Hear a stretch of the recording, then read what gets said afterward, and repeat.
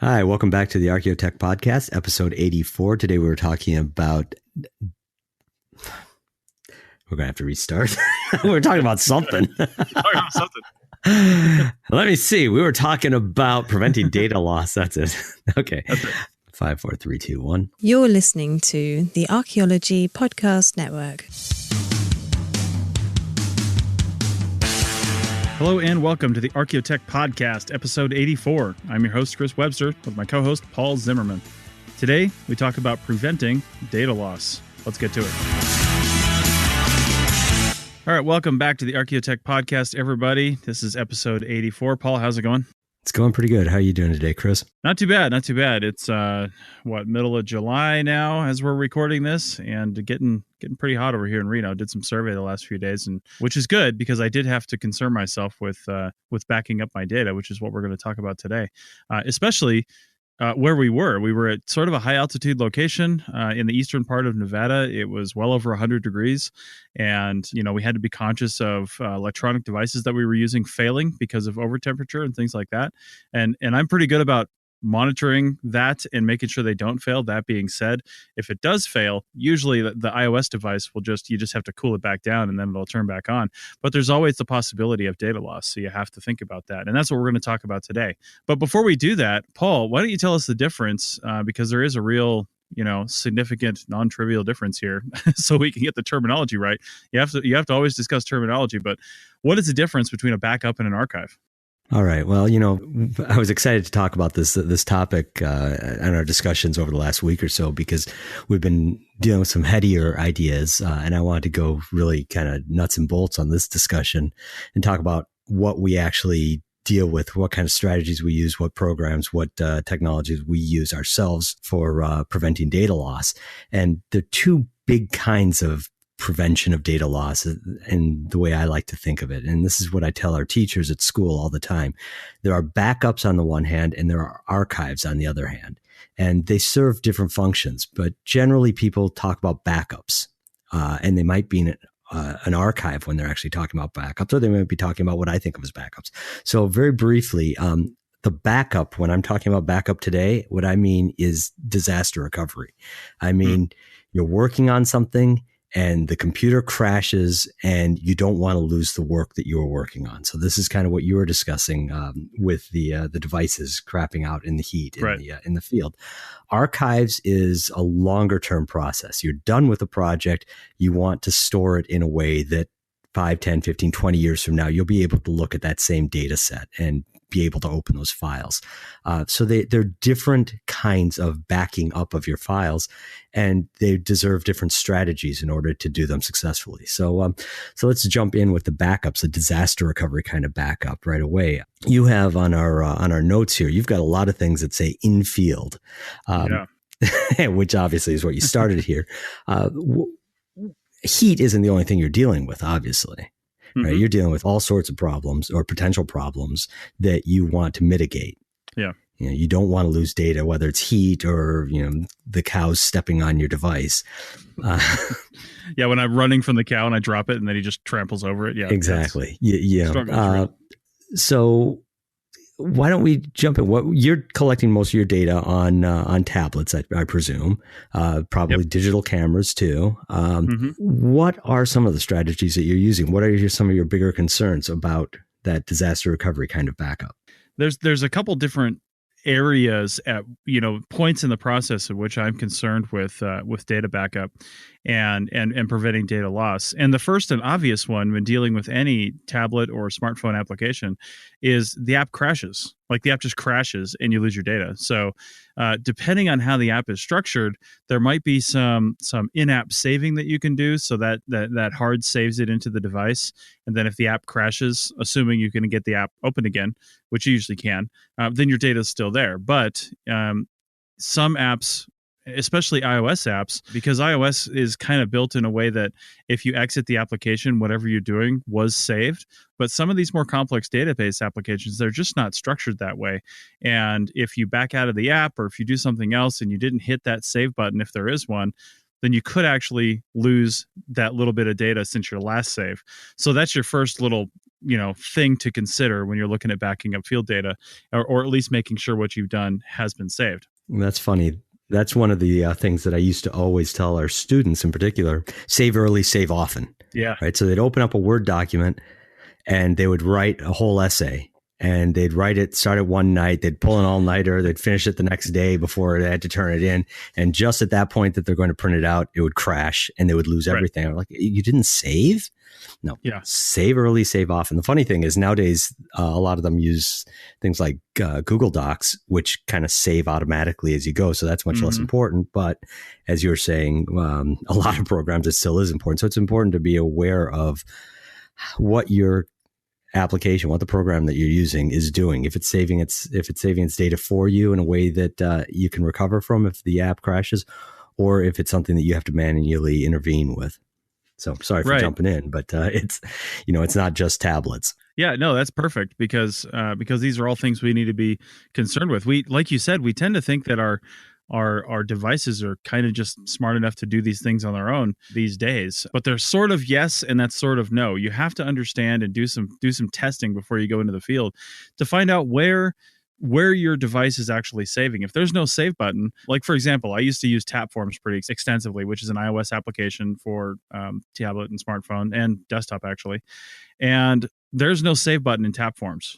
However, I did notice just in my own testing that if I basically finished typing within a text block and then I moved on to the next one, that what I finished was generally saved. Like if the app crashed or if the device crashed or something like that, I could turn it back on and whatever was in there was saved. But if I was actively typing in the box and then the app crashed right then typically, not all the time, it's weird, but typically whatever I was in the process of typing is gone. Right. So I just lost that one paragraph. So it had a cycle of probably saving, just like Google Docs saves. Generally, after you do something, it'll save it, but you had to complete that action for it to save it. So if you're typing up a huge, long site description, once I knew that, like if I'm typing a multi-paragraph site or feature description or something like that in Tapforms, and I'm outside and I'm in the heat and I don't know what's going to happen, and maybe I'll hit the button accidentally and get myself out of the app, or it'll crash.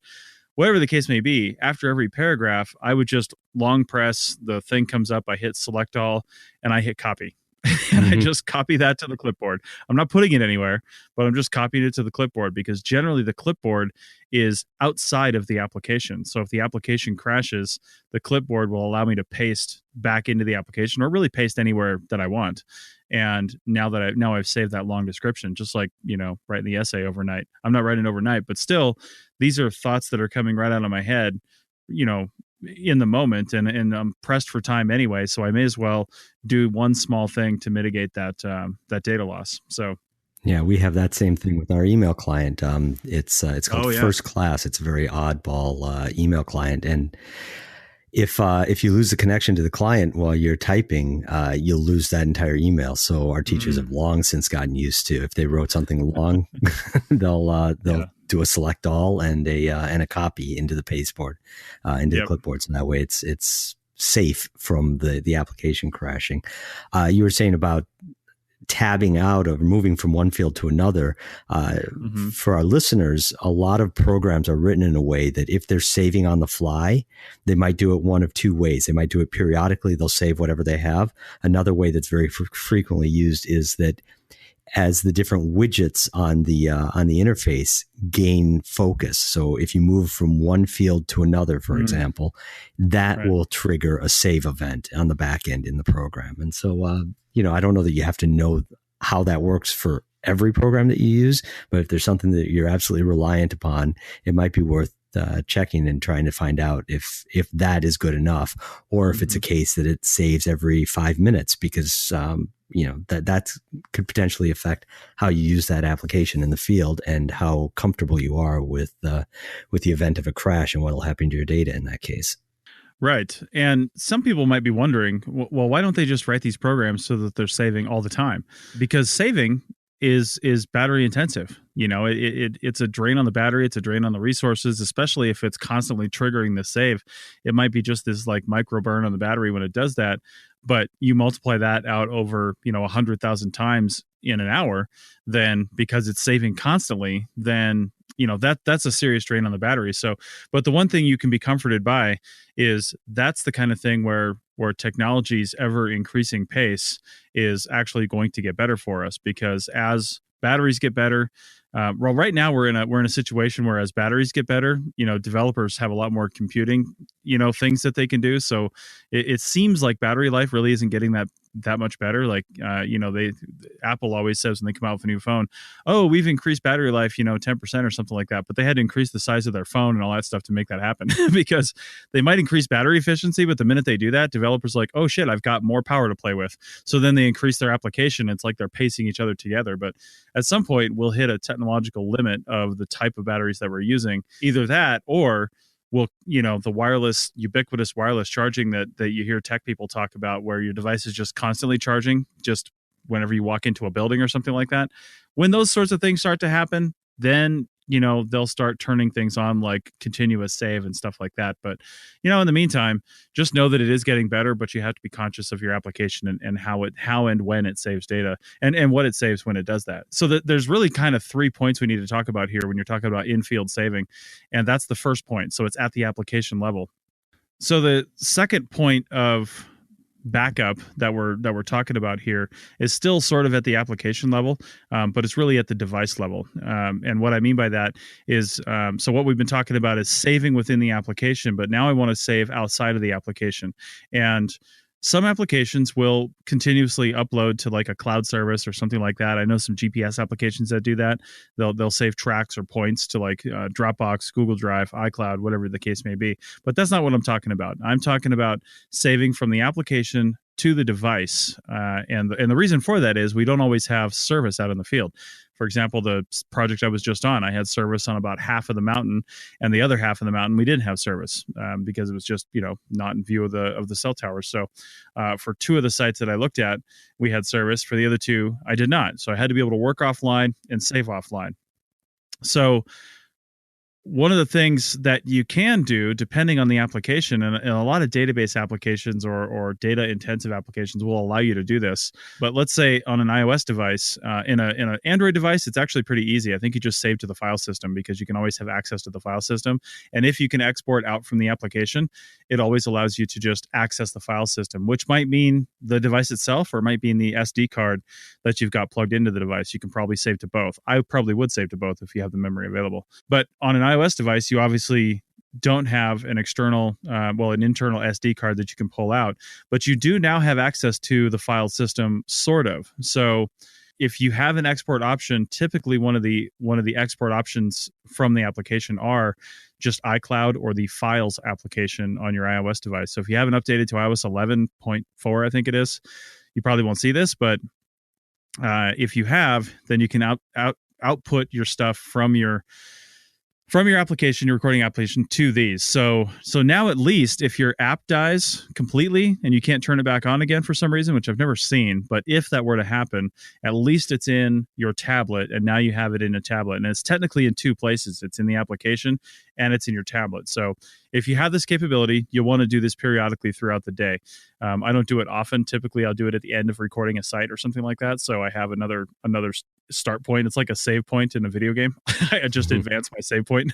So I'll do that throughout the day, and I'll keep the older copies too, just in case. You never know if something's going to get corrupted. So that's kind of the second backup point that you can do.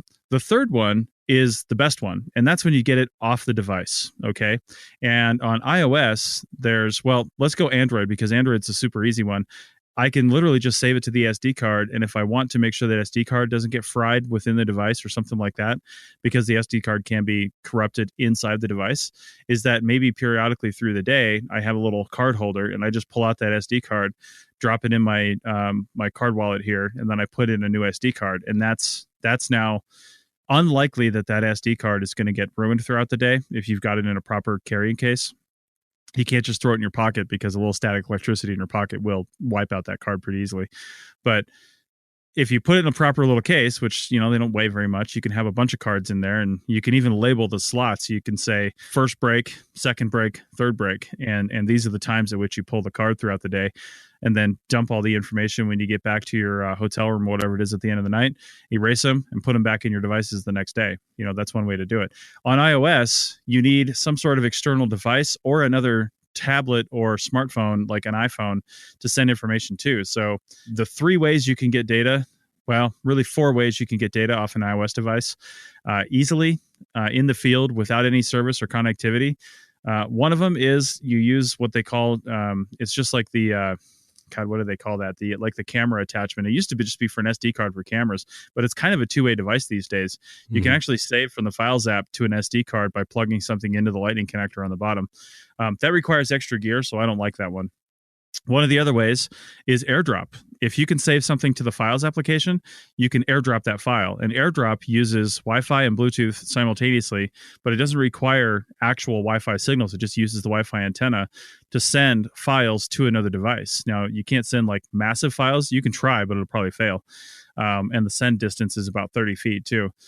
But you can send files to another device. So if you just traded files between your devices, at least now they're on 2 separate devices, and the chances of both of them failing before the end of your day is remote. It's so remote, it's not even worth talking about. So that can happen. And we've got a few more ways, but Paul, go ahead. AirDrop, I just want to comment on that quickly. That's an Apple-only technology. So you're going to go between an iOS device and another iOS device, or between an iOS device and a relatively recent Mac. Yeah. My personal Mac is a 2010, and it has an AirDrop icon in the Finder, and I can send it to another 2010 Mac, Right. But it won't go between iOS and Mac. Newer machines, I think the cutoff was 2012, 2013, right in about there. So it's, we're still talking about 5-year-old machines, but just be aware that that's an Apple only technology. And if you're using a Mac to back up that iOS device, it better be a fairly recent one.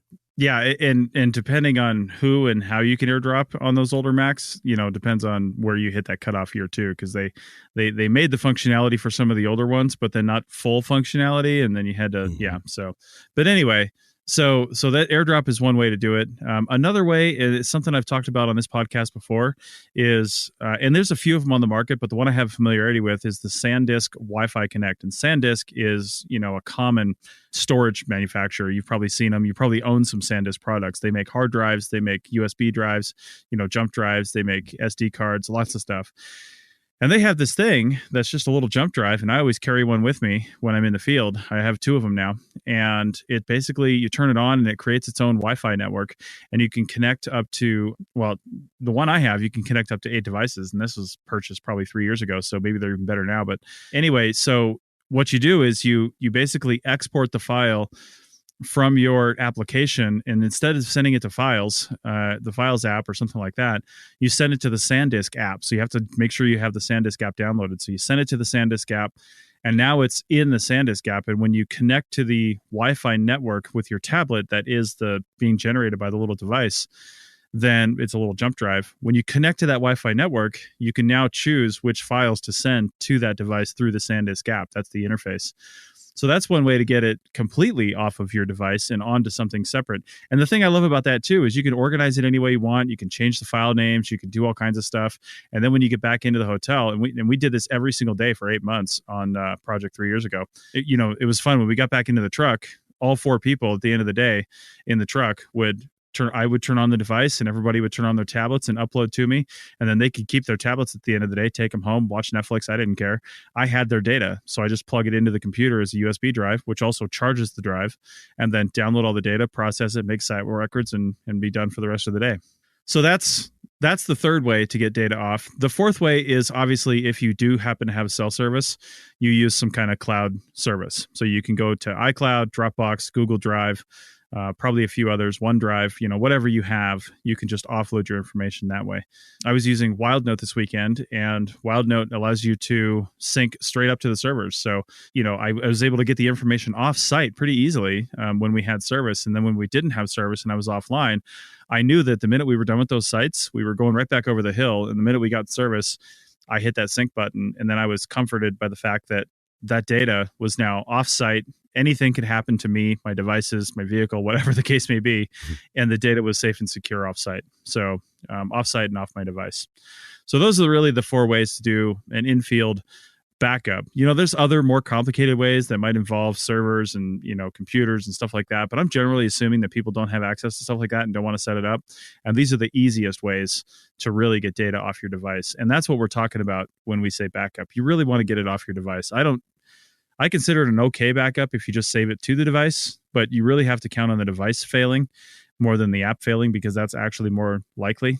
Mm-hmm. And the minute you get it off the device, you'll feel better about yourself. Well, before we go to break, I just want to point out that you used the word easiest there. And I think that's something really, really important. Can't stress it enough, is that if your backup plan is complicated, if you have to think about it too much, you won't do it, or you'll screw it up, or you won't be able to restore when you've lost something and you have to get it back from the backup. Easy is absolutely the key to making it work properly. Yeah, that's the key to all of this digital stuff, I think, especially when we're in this transition period, when people are a little apprehensive about it.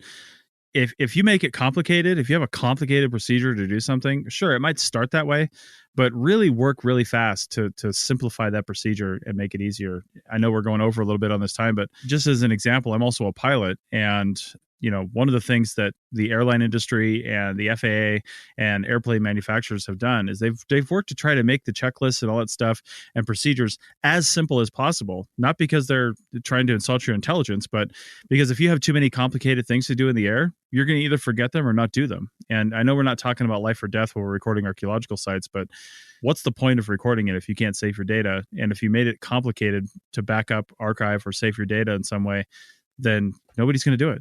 So there you go. Good point, Paul. All right. So let's take a break and we'll dive into some other stuff related to this topic, but we're moving more into the office at this point and some other backups and then some archiving as well. So back in a second.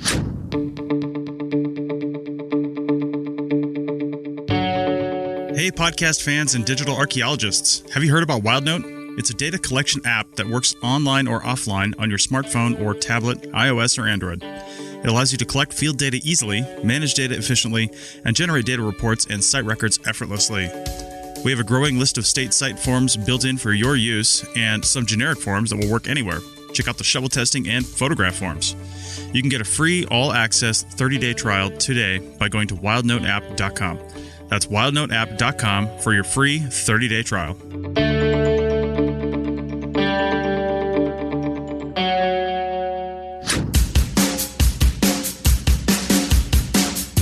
This network is listener supported. We're trying to move away from paid advertising while also creating new shows and supporting the ones we have. The APN has never and will never make a serious profit on our podcast. Every little dime we make goes back into the network and improving show quality. So become a member today at www.archpodnet.com/members to show your support, get some extras, and be a benefactor for archaeological education. Members get stickers, a coffee mug, a t-shirt, bonus content, early access to episodes, a private Slack team to talk to other members and the hosts, and full access to training on Team Black over at arccert.black. So check out our memberships at www.archpodnet.com/members today and support archaeological education. That's www.archpodnet.com/members. Now back to the show. All right, welcome back to the Archaeotech Podcast, episode 84, where we're talking about, well, backing up your data, preserving your data in the field and in the office. And Paul, you're going to take us into the office here for some common backup type of things that we can use pretty easily. Right. So this is based on years, 2 decades of experience working at a school, and one of the best things that has happened on the backup front for me ever, and I sing its praises pretty much daily, is Time Machine on the Mac. And what this is if you're not familiar, you have a hard drive, an external hard drive. You hook it up to your machine, to your laptop, your desktop. The operating system recognizes that as a potential destination for your backups. So you say, yeah, sure, go ahead, put in the password. And what it does is periodically it will back up the entire machine if you want it, or you can whittle it down to a smaller, you can exclude certain folders if you wanted. But it'll back it up on a regular schedule transparently without any kind of interaction from you. Just make sure that drive is plugged into the computer. And we ended the last segment and I was saying how ease is the really important thing. Mm-hmm. The ease of this time machine backup is such that we run a laptop program with our teachers every summer. So every 3 years, a teacher is eligible for a new laptop through the school, and they get some training. We work on a project with them, and then over the course of the 3 years, that laptop becomes amortized and becomes theirs outright. A few years back, maybe 6-7 years ago now, we started giving them hard drives along with the laptop to do their backups. So the hard drives, you can buy a terabyte USB 3, small portable hard drive for some $50-$60 now. And that's totally fine for most people's backup purposes. And what it means is, again, this ease is you take that hard drive, you put it on the place that you most frequently do your work. So say you do your work from a desk at home. Don't take the backup with your computer everywhere you go, because the idea is that when your bag gets stolen and you lose your computer, you have that backup and you can then recover everything. I have had people that take both of them together. So leave that drive in one place in your primary location, and just get in the habit every time you're working there. If you're working with a laptop, just plug it in and let the time machine backup do its thing. Now, I've had people try to outthink the time machine backups. They try to stagger it with different drives. They try to come up with their own backup strategies and such. And I tell them, don't. That the whole system was designed by people that live and breathe this and think about it very deeply and understand backup strategies, and have done a much better job creating a smart backup strategy than you could ever hope to do. Certainly that I could do. And I've done backups on bunches of different systems, network servers and the like. And I still love Time Machine. It'll, once you fill up the drive, it culls old backups and keeps them at varying intervals. So, if you plug it in right now and you're working, you'll have, I think it's every hour. By default, every hour it'll have a backup of everything. So you can get a snapshot of your entire machine for every hour. As you go back farther and farther in time, the distance, the time between backup A and backup B, between any two consecutive backups, gets stretched out. It becomes a longer and longer interval. And that's absolutely fine. Again, this is for disaster recovery. This is if you have your laptop and you're using Time Machine regularly and it backs up your stuff every time that you're using your computer at your primary location to use that computer, and that computer crashes, that computer gets stolen, you can recover everything. I used to feel terrible when somebody would have a computer stolen, and they'd be like, oh my God, I had the pictures of my dear aunt and she passed away 2 years ago and I don't have any backups of that. I felt really bad. Now I don't. Now somebody comes to me with a story like that. I'm like, well, we gave you a backup drive and told you how to use it. If you didn't, it's on you. It can't be made any easier than just plugging it in. So anyhow, that's a big plug for Apple's Time Machine. Yeah. There isn't a directly analogous program for Windows, which just baffles me why there wouldn't be. But there are good programs out there, third-party programs, Mac and Windows, that you might want to look at, if you're well into the Windows world. So just to name a couple of them, there's Backblaze and there's Crash Plan. I think those are two of the more popular ones that'll set up backup systems for you. And again, what you want is something that's easy to use. It's not overly complicated. It doesn't require a lot of configuration, and that doesn't involve much interaction from you as the end user beyond just plugging in that drive and letting it do. Now, Backblaze and Crash Plan, I have to look at them. I think they may also have online components. Time Machine doesn't. Time Machine is directly local backup. And then another thing that I just wanted to mention briefly in passing is, I said network backups. We went through many, many different systems over the years with various kinds of backup plans, with tapes, with hard drives, moving things, cycling, dozens of different hard drives into different locations, different programs to manage them, Retrospect, ArcServe, Semantic Backup. Years ago now, we settled on Barracuda's backup, and basically this, like any other network backup system, you install a little client app on, it's just a daemon. It runs in the background on your servers. So this only applies to people who have servers, I guess. Mm-hmm. And then the Barracuda, you configure it, you tell it what on those servers needs to be backed up. It does that silently on whatever schedule you set it up to. And then, and this is where it gets neat, it instead of having to physically move media from one location to another to have an offsite storage, it has the device itself. It's a headless server that sits in our server room, has its local copy, and then nightly it pushes all those local backups up into the cloud, into Barracuda's cloud. So we have terabytes and terabytes of storage that are of backups that are up in the cloud. And so those are all disaster recovery kinds of techniques. So, you were talking about disaster recovery, how you avoid losing data as you're collecting it in the field.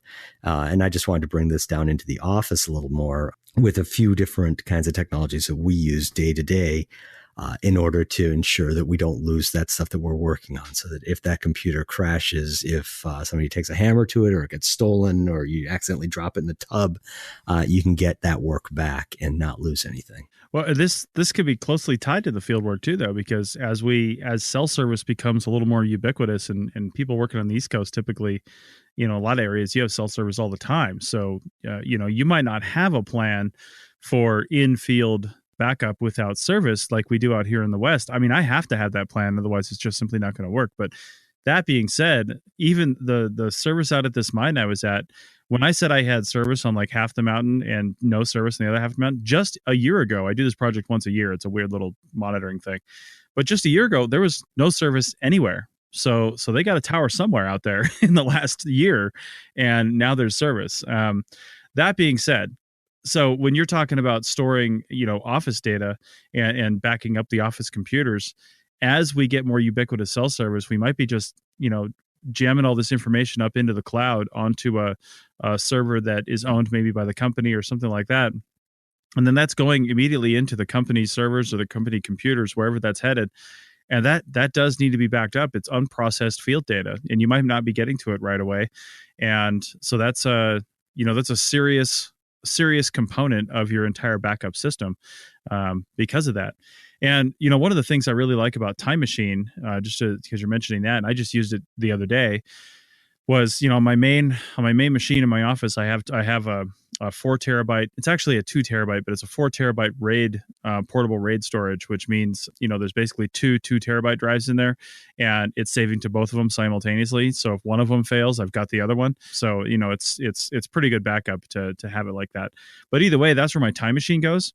And one thing I like about Time Machine is you can actually go into whatever folder that you're in and hit Time Machine on that folder, and then look back in that specific folder. I mean, you can search your whole hard drive if you want, but if you knew that you deleted something, or something was in this folder a week ago and now it's not, you can look just back in that folder and literally go back in time in that folder and look through your backups and see if it was there.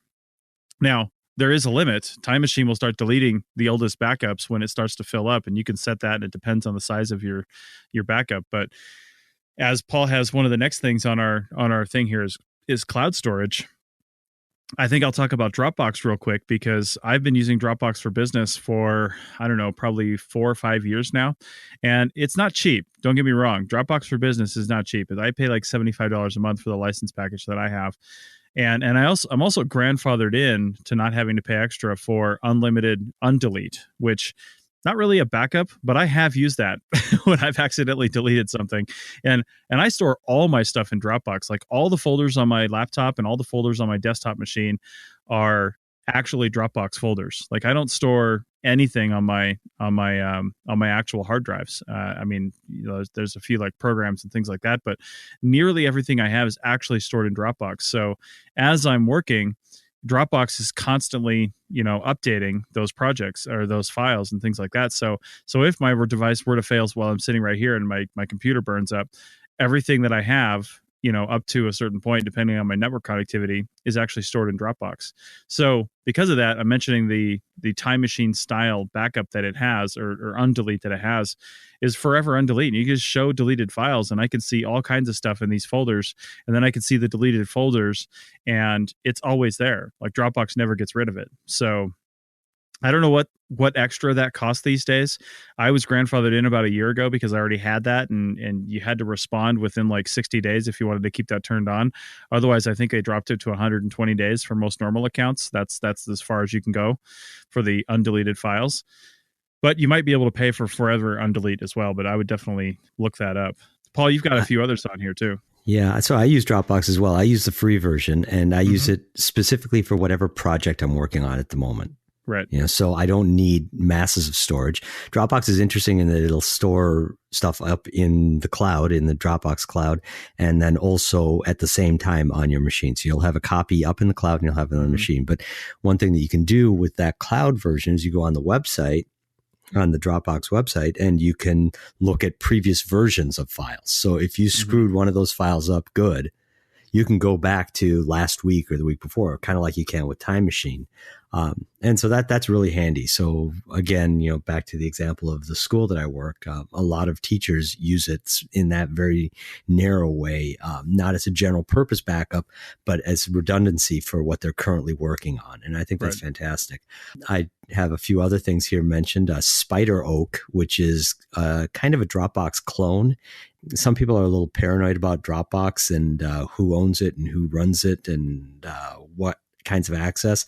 Spider Oak claims to be much more secure. It's kind of Dropbox for the paranoid. I won't discuss it. I haven't used it myself. One of my coworkers does. Not that he's particularly paranoid. He's just used it for years and loves it. I haven't used it, so I can't comment on it with any intelligence, but I just put the name out there in case you're concerned about Dropbox's, the company's access to your data that are stored in Dropbox.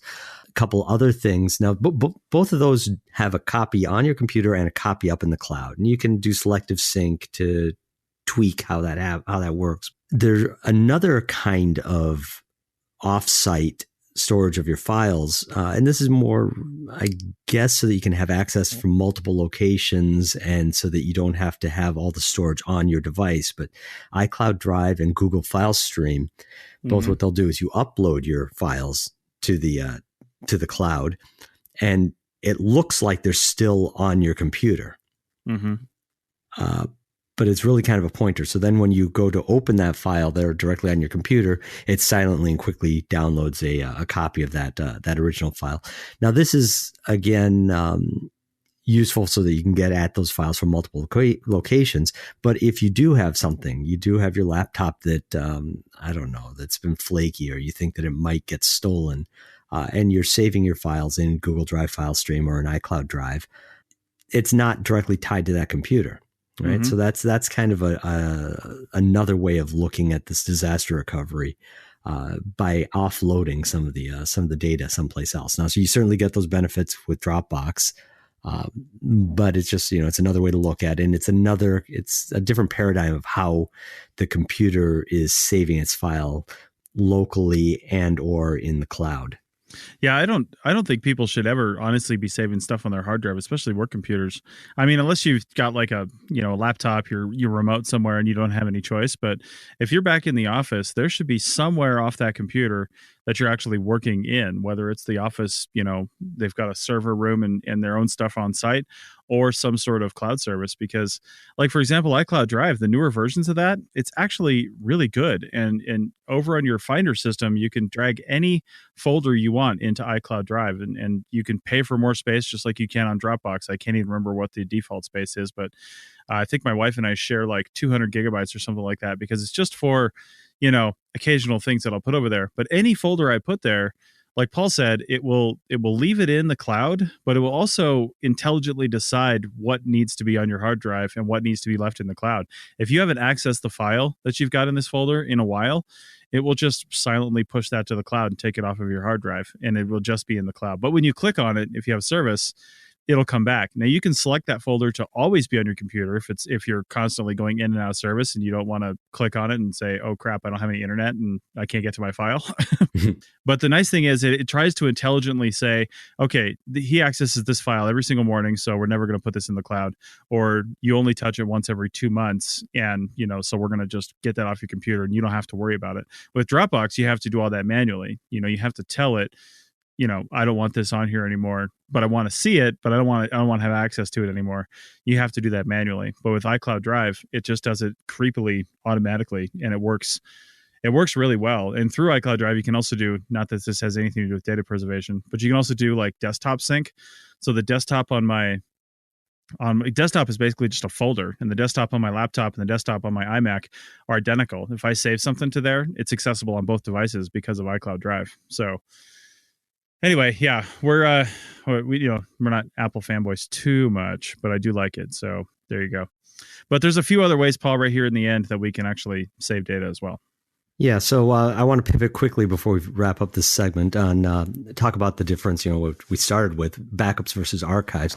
Now, archives, again, as I said at the beginning, is once you're done with a project, you want to be able to have a snapshot of that project in its complete finished state, and you want to have that on a medium that you're going to be able to access 5, 10, 15 years from now. For a long time, people would do things like burn things to DVDs or CDs. And that was fine, except that most devices now don't, unless you're looking at desktops, most don't have optical drives anymore. So that's a bit limited, So 10 years ago, that seemed like a very good way to archive your work, but I can't recommend it anymore. Some people have archived their projects to flash drives, and that's also something I can't really recommend doing for a couple of reasons. One is that they tend to be less stable, more susceptible to corruption, and the other is that most flash drives are so small that they stand to be easily lost. Yeah, and then so here I'm talking about physical media. I wouldn't consider archiving into the cloud just yet. I'm sure it's going to be very, very feasible in a few years, but at the moment, I don't think that it's the go-to solution for most of us. So I really think that you have to consider, if there's a project that you're done with, a particular field season, an article you've written, whatever, and you want to get it off of your device, off of your computer, you need to archive it properly. And archiving it properly means then, as I'm saying, put it onto physical media of some type, put it onto multiple copies of physical media, and keep those physical media in separate locations. If you're using a drive for your time machine backup, don't put your freaking archives on that same drive. Okay. Backup is for disaster recovery. What happens when the computer crashes irrevocably? Archive is for the project itself, right? And so, these, as I said earlier, a terabyte drive is pretty cheap right now. You can buy it for $50 or $60. Make one in archive. Make it by year. Make it by project. Make it whatever makes sense to you. Type up a label of what's on it and put it on the outside of the drive so you can see that, and then keep them in multiple locations. If you buy a hard drive, if you're on Mac, you'll see some of them say for Mac. Doesn't matter. All that matters is the format that the hard drive's been formatted as. Okay, so if it says for Mac, it means that it will have been formatted in HFS Plus, which is the native Mac file system. Apple just changed to a new file system called APFS. I don't know that anybody sells drives with that, and that might be a little problematic if you did find one.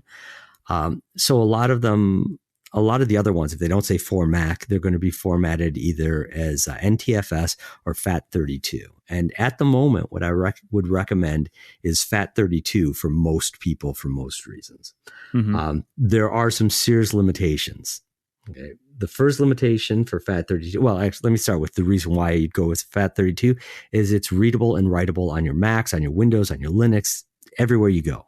You're going to be able to open those files.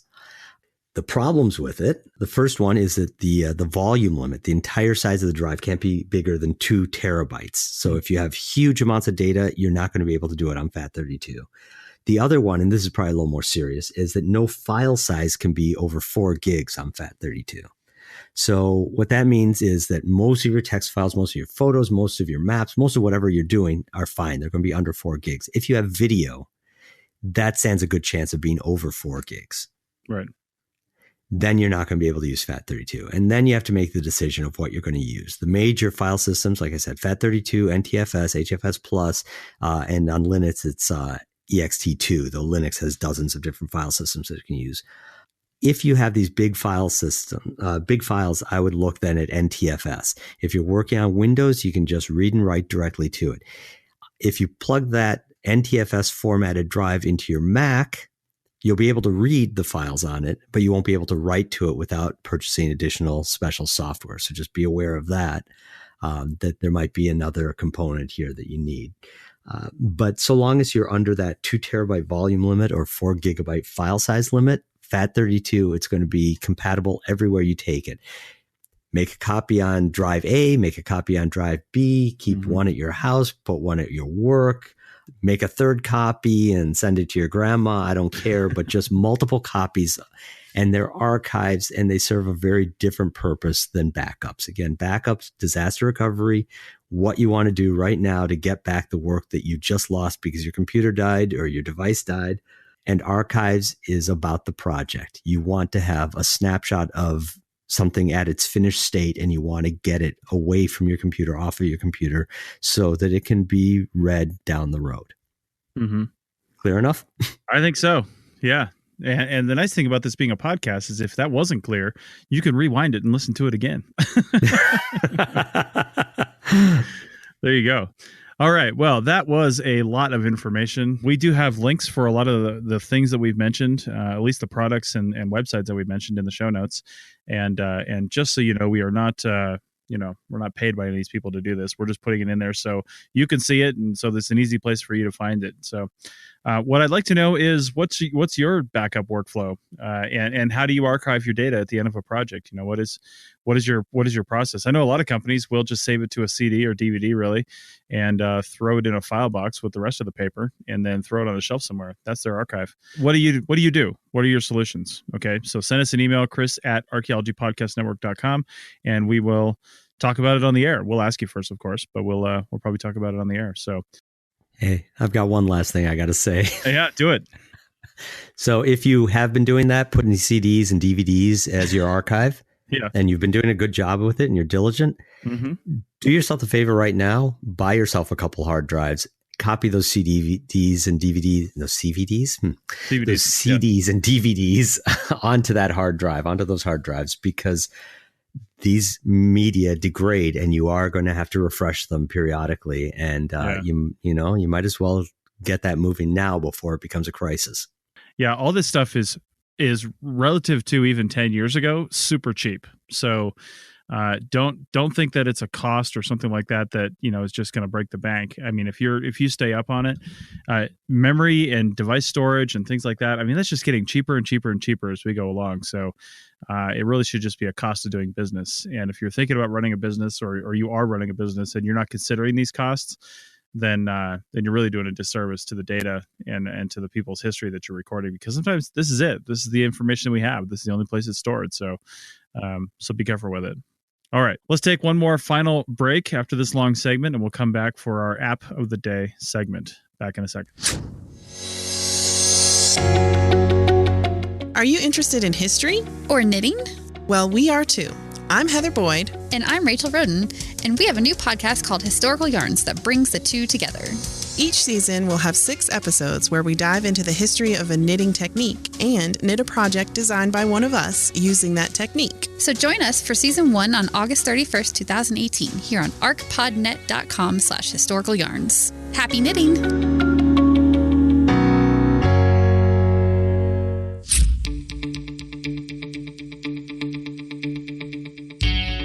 Hey, podcast listeners. Do you find yourself wondering what the latest tablet or smartphone could do for your business? Wonder what GPS to pair with your device? Just trying to figure out how to go digital in the field without breaking the bank and or making a bad investment? Or did you find a technology company to work with but just aren't sure the questions you need to ask during the initial conversation? Well, you're not alone. There are literally thousands of tech combinations out there, and it can be really tough finding the right one for your business and your workflow. My name is Chris Webster, and I've been working in CRM since 2005, and I've been a tech enthusiast my entire life. I spend my time trying to figure out how to make archaeology more efficient both technologically and financially. No one is going to give you a big pile of money to do whatever you want with, so you have to make the most of what you have. The right gear can mean the difference between zero margins on that next project and an employee benefits package. That's where DigTech Concierge comes in. Let us be your technology guru.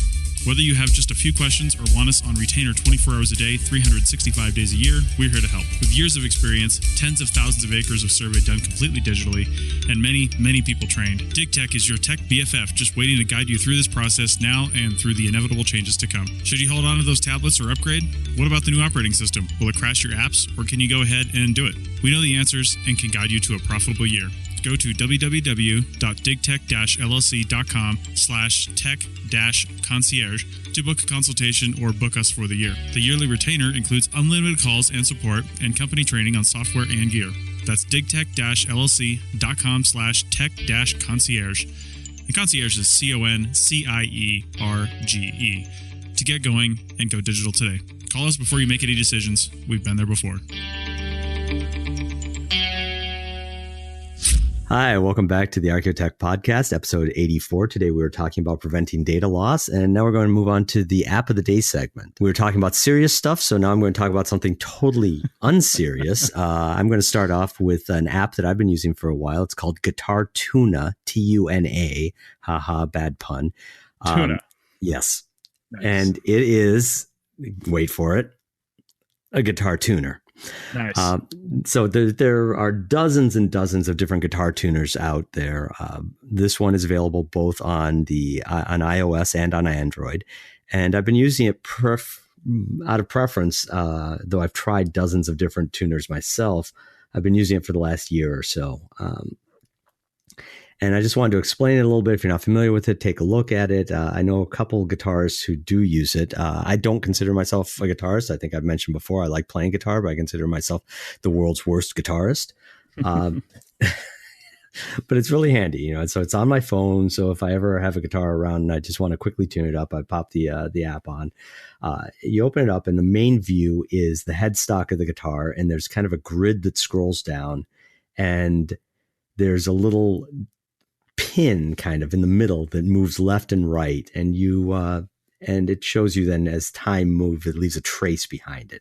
This is interesting. I've never seen any other kind of interface for a guitar tuner like this. Usually they're needles that point to the right note, or there are bars that raise and lower, or things that change color. This changes color, but the way that it shows it through time with this scrolling grid and the traces is really, really intuitive and really effective.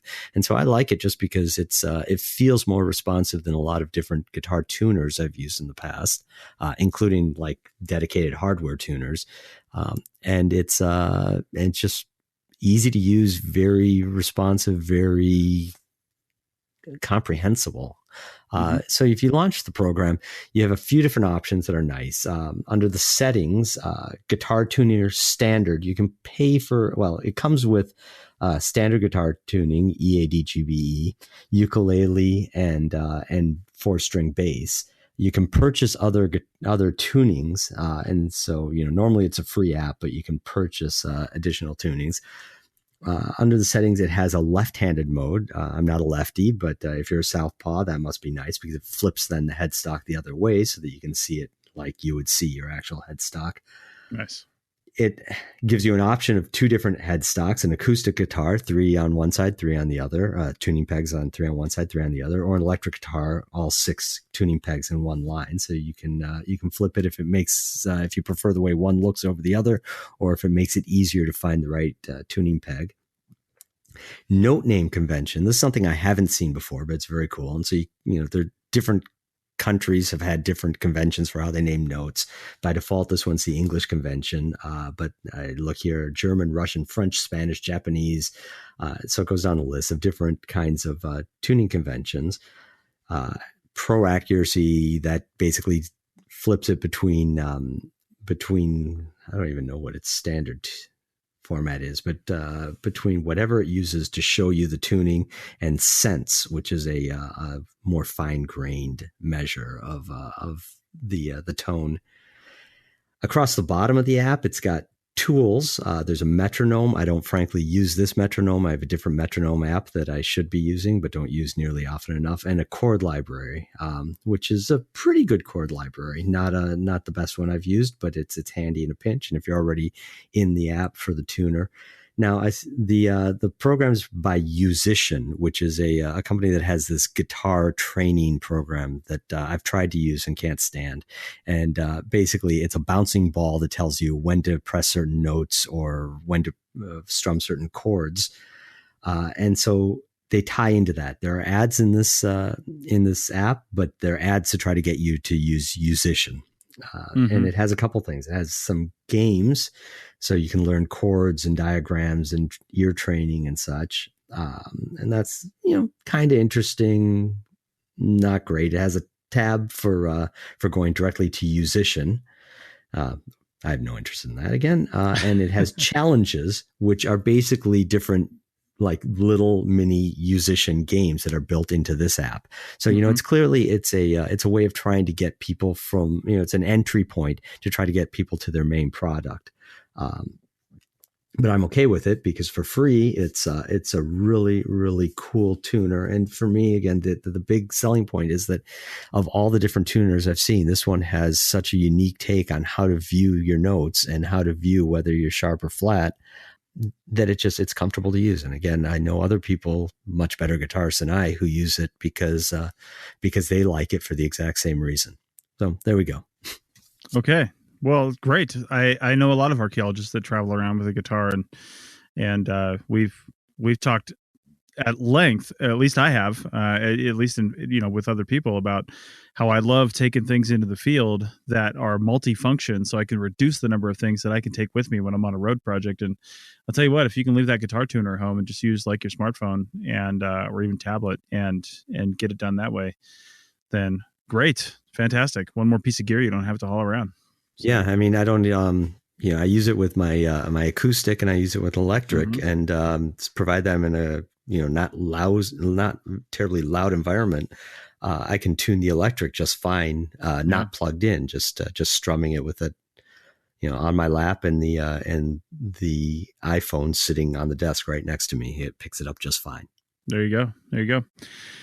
Okay, well, my application is something I think I mentioned I was going to talk about this last time, but didn't for some reason. So I'm going to talk about it now. But it's called All Trails. Just sound like it sounds. ALLTRAILS. So the All Trails app, and this is a pretty good app. I have a few problems with its organization. I feel like they think it's probably really nicely organized, but for some reason it doesn't, trigger all the things in my brain. That being said, I do like what it does. And this basically helps you find and then navigate trails, obviously. And if you sign up for a pro account, you can save all these stats on what you've done in the past. If you're really into that thing, you have access to lots of different maps, not just your typical terrain and satellite maps, but all kinds of different maps. You can bring other maps in from other sources. So that's pretty neat if you're really into that. I really like the Explorer option, which is basically just search. And mainly for the filters. So if you happen to be in a new area, because archaeologists travel a lot, and so if you're in a new area and maybe you've only got a few hours and maybe you drove a long ways or something like that, and you don't want to go on a 25-mile hike, you can come in here and search by difficulty level: easy, moderate, hard, length from 0 to 20 plus miles, elevation gain if you're like, listen, I don't want to climb any hills, so show me the flat trails right now. Star rating based on user star ratings, and there's a lot of people using this too. What to do? I mean, they've got all kinds of activities. Now, of course, this depends on what kind of tags people have added to the trail. Maybe it's accurate, maybe it's not. And then, of course, what to see. Like if you want to go see a waterfall, you can tap waterfall or wildflowers or something like that. And then they have other things like suitability: dog friendly, kid friendly, wheelchair friendly. Route type I really like: out and back or a loop, because I'd rather do a loop most of the time. But sometimes if you want to go see a waterfall or something, it's not going to be a loop. It's going to be an out and back, because there's only one way to and from it. So keep that in mind. And then another one I really love: trail traffic. Now, I don't know how accurate this is. We haven't really tested it because we don't We don't typically hike on these trails when they're at high traffic times because we can go during the week and stuff, but you can choose light, moderate, or heavy. I don't know why you would choose heavy trail traffic, as a filter. I'm not sure anyone would ever want that. Maybe you're afraid of getting lost or something, but anyway, it will find you a lot of trails like that. You can, of course, just search on the map and scroll around and find different trails, and it gives you the profile, gives you all kinds of information. So this is a pretty quick and dirty. There's lots of trail apps out there, and I've downloaded dozens of them trying to find, good ones. And really it comes down to how many people are using it and how well crowdsourced is the information.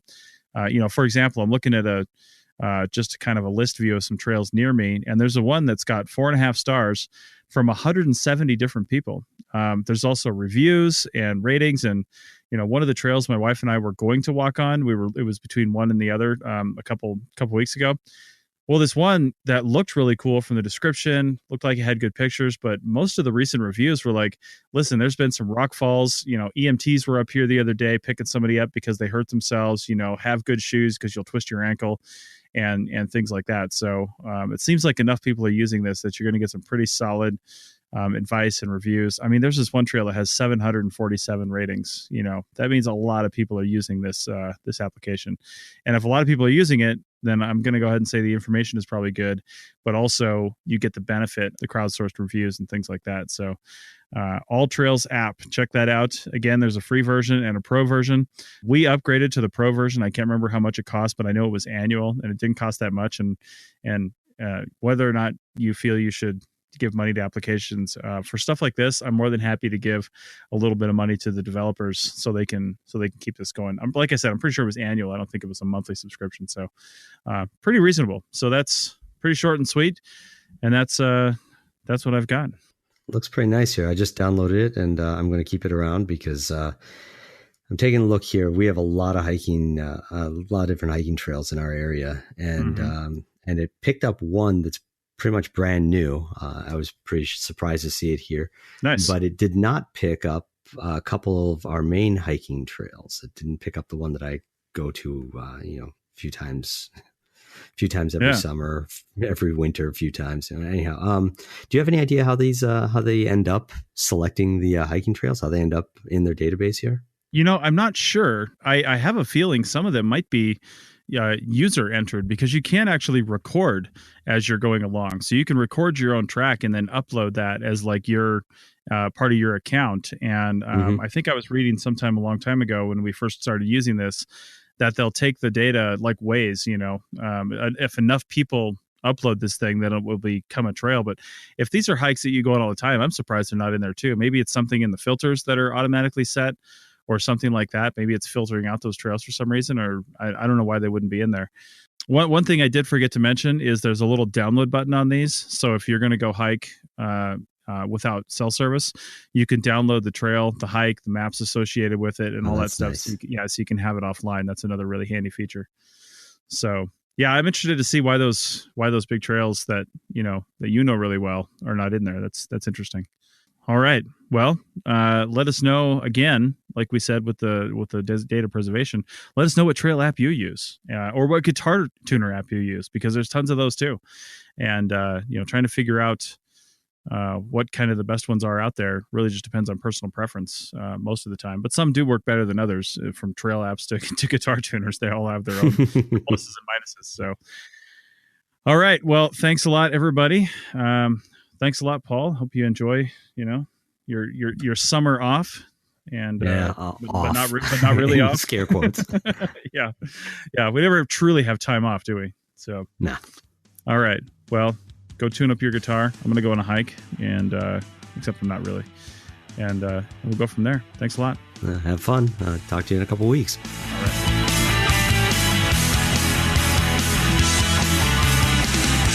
Thanks for listening to the Archaeotech Podcast. Links to items mentioned on the show are in the show notes at www.arcpodnet.com/archaeotech. Contact us at chris@archaeologypodcastnetwork.com and paul@lugal.com. Support the show by becoming a member at arcpodnet.com/members. The music is a song called Off Road and is license free from Apple. Thanks for listening. This show is produced and recorded by the Archaeology Podcast Network, Chris Webster and Tristan Boyle, in Reno, Nevada, at the Reno Collective. This has been a presentation of the Archaeology Podcast Network. Visit us on the web for show notes and other podcasts at www.archpodnet.com. Contact us at chris@archaeologypodcastnetwork.com. Thanks again for listening to this episode and for supporting the Archaeology Podcast Network. If you want these shows to keep going, consider becoming a member for just $7.99 US a month. That's cheaper than a venti quad eggnog latte. Go to archpodnet.com/members for more info.